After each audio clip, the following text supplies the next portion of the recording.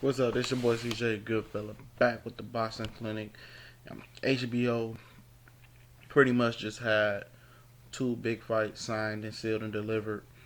Um, One will be going down sometime in July, end of July. First is Terence Crawford versus Viktor Postol. The second fight is signed for the fall. Andre Ward versus Kovalev. We talk about Crawford versus Postol first. Postol really his stock really rose after he beat Lucas Matisse. Terence Crawford's stock has really been on the rise ever since he beat Yuriorkis Gamboa. Postol is a guy that's been at 140 for a while. Guy with Freddie Roach became a better offensive fighter. Not really known as a defensive wizard, but very good, tall, rangy boxer. I think he's physically bigger than Terence Crawford. Might be a little bit longer than Terence Crawford.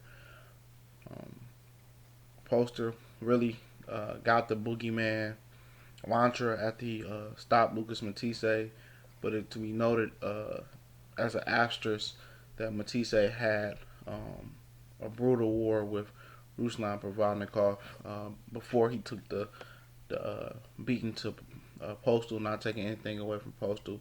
Terence Crawford, after Gamboa, really hasn't fought elite competition. Delorme once thought to be one of the pound for pound best at some point in his career. Really never panned out, but was giving Crawford some fits in the beginning. Crawford figured him out, beat Derek John. Derek John did get beat by Peterson, and really is a career 35 guy. Beat Hank Lundy to stay busy fight. So, I mean, it is what it is, but just talking strategy in this fight is really going to be like a high tension technical fight. Whoever can figure the other one out faster between Postol and Crawford. Uh, Postol is the WBC champion. Crawford is the WBO champion. I think Postol can hurt Crawford, but I think Crawford makes better boxing moves and it's the better defender. I know Crawford does get hit a lot early in the fight. I think Postol really has to capitalize on Crawford coming out cold or just being willing to adjust, taking an adjustment period. I think Postol has to come out on fire and really take it to Crawford. But as of right now, I kind of favor Crawford right now by mid-side win.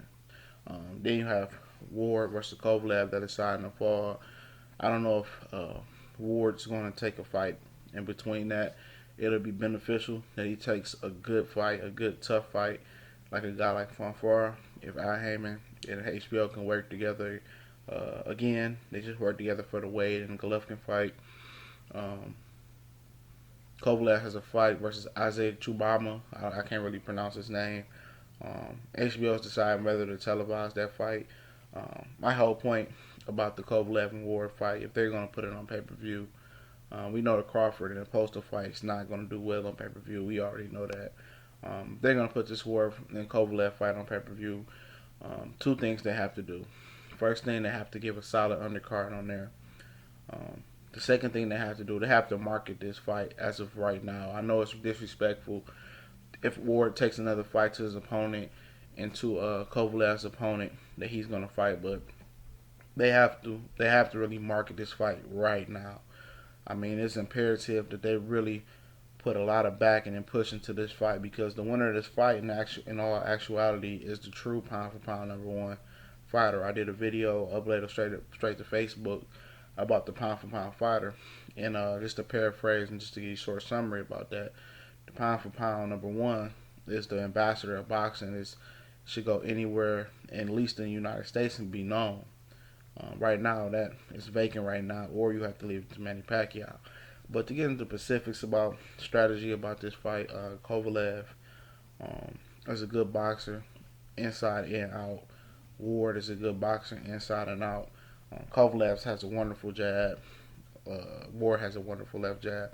I think this fight is going to be about a few things. I think it's going to be about um, Andre Ward's ability to have a tight defense and be very slick and be defensively responsible first because he really can't make any mistakes because Kovalev has big power.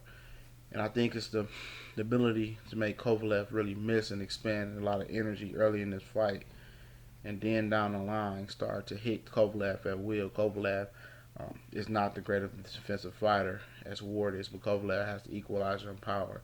And Kovalev is just to um, get leverage and try to come forward and not have to move back because Ward's going to come to him and try to smother him and try to just control distance and go in and out and make Kovalev look stupid. It's all going to be about Kovalev establishing the jab and letting his power shots go. So that's basically, this fight is just a whole thing about distance. So this your boy CJ Goodfella. Shout out to everybody. We gone.